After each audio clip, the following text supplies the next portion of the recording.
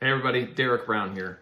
What would you think if I told you I have a saxophone that's no bigger than this bottle of water and actually weighs quite a bit less? Introducing the Travel Sax 2 from Odyssey Music. Check this out.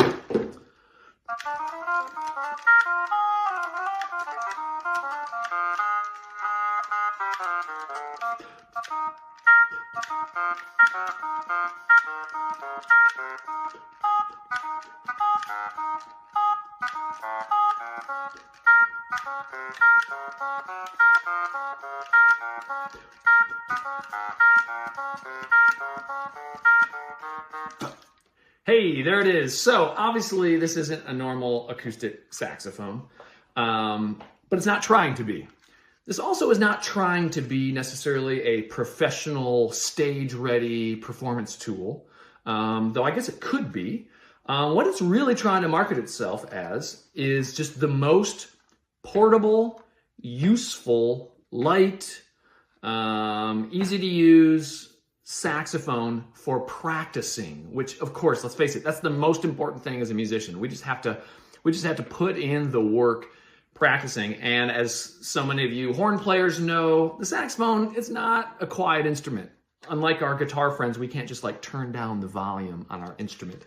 So if you're traveling, you're in a hotel room, even on a train, outside in a park, you don't want to make a big scene, check this thing out. I mean, so first of all, I'm actually using a speaker setting on this, which is pretty cool. A lot of electronic instruments don't have that. Here, if you're playing, you can actually let other people hear it just by that simple setup.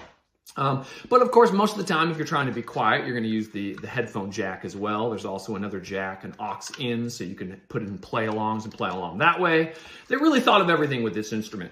And one of the biggest things, not to mention just the small size of it. I mean, this thing is awesome how small it is. That's one of the points of having a travel saxophone, right?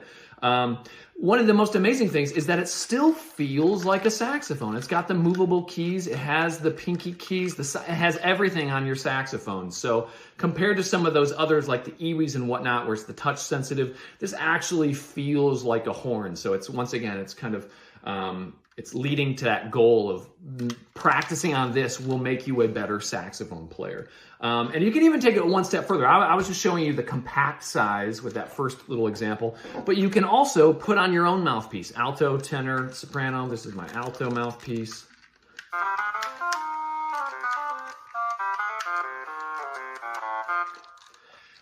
So it's pretty cool. I especially like this as a self-described BeatBox sax player, where I'm doing a lot of extended techniques, playing onto the typical electronic saxophone or wind instrument mouthpiece doesn't feel at all the same like my normal setup, and of course doesn't have a reed. I can just use literally my normal setup. So I can actually slap tongue with this. If you check it out.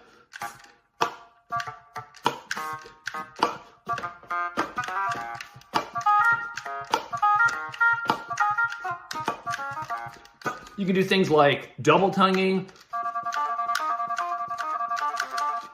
You could even do like flutter tonguing.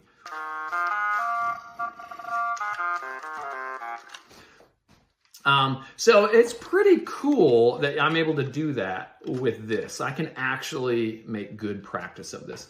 This Travel Sax 2 also comes with a free app that you can download onto your device, where you can, of course, change the sounds. You can change the transposition, the different sensitivity of the keys and the air, so you can get it just right for you. There's also a cool, easy to miss feature on the app called autoplay that allows you to play the saxophone without blowing into it. Now, why would you want to do that? Well, if you're weird like me and you like experimenting with, novel, different approaches to playing, you could maybe sing while playing. La, la, la.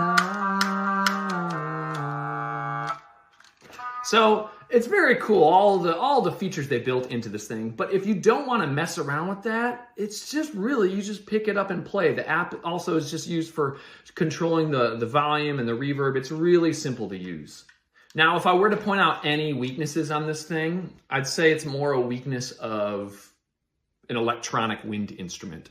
One, the sounds, of course, aren't going to be what you're used to hearing on a saxophone. And like I said, this one's not trying to be a professional instrument that you're using on the stage. But that being said, technically you could put any sounds on here, you know, through something like Logic or some DAW, because this is a MIDI controller as well. So the sky's the limit with that.